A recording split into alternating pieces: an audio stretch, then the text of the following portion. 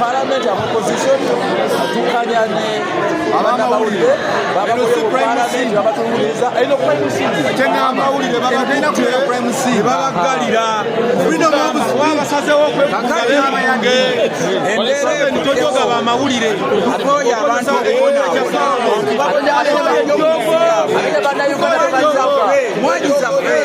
ne Parliament ndono jingizamu amaje bamawulire okuba baki abamawulire mukuba baki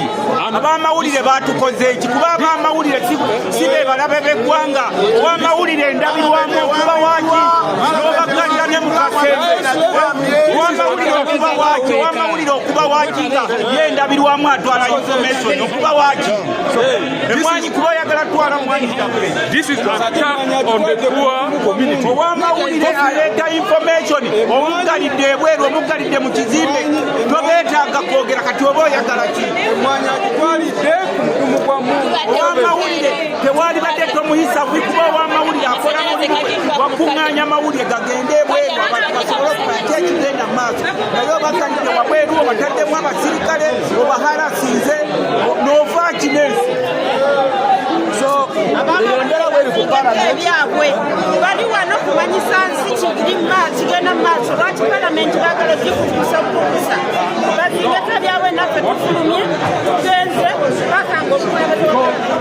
eyembera eri ku Parliament okuba oluvannyuma lw'opposition twaboyikotinze Parliament nga tukulembera leader of opposition era tuba mu meeting opposition tugenda kulambula n'okunoonya bonna be bawambye babataddewa abali mu ddwaliro nga tukulembeddwa the right honorable leader of opposition honorable Joel Ssennyonyi ne bannaboli nabo balangiridde nabo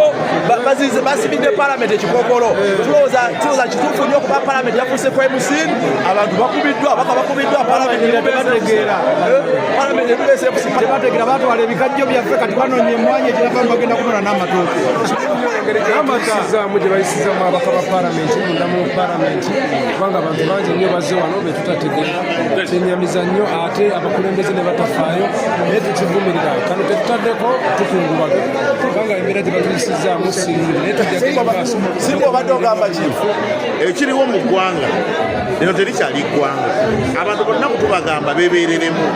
bannayuganda mwena gye muli eyo embeera eri wano yakayinda naye ffeffekka tetumala nammwe mubeeko kye mukola wabweru eyo okulaba nti n'embeera y'emmwanyi esigala ffe batuwambye dda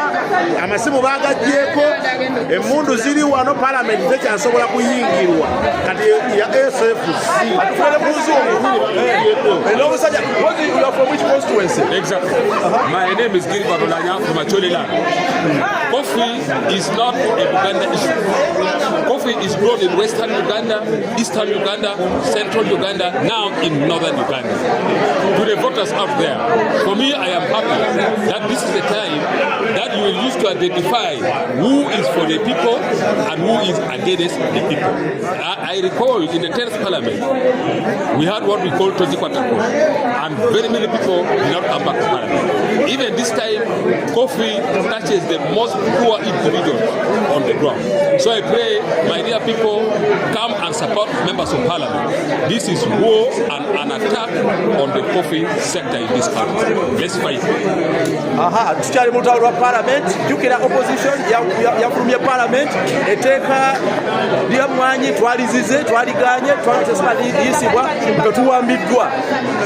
SFC mundu badoba kuba mundu Bagwere amasanyalaze badaggyeko ne bannaboli ne babawamba ne kamera zaabwe ne baziwamba twagambye emwanyi Museveni tagenda agitwalira kakeeka kyeyolese lwatu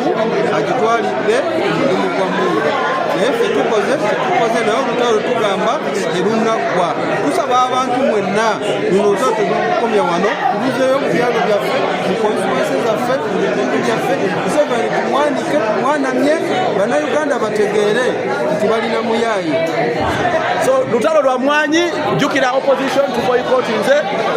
tuboyikotinze house lutalo lwa mmwanyi kulaga situation nga bweri babaka ba Parliament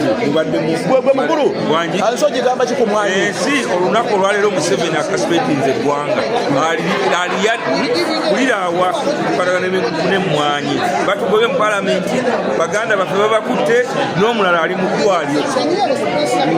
So yembera gye tuliko eye mwanyi opposition oluvannyuma lw'okututulugunya okuwamba parliament ozingibwako mulima mayuni omusajja weeyo mukono north abantu banyonyere ku mwanyi basebo ne banyabo kitalo nnyo twali tuyingira parliament wano twakwasibwa ebitabo bibiri kwe kwali ssemateeka ne rules of procedure amateeka agavuga parliament wano naye mu byonna ssemateeka yasigala ng'ali waggulu.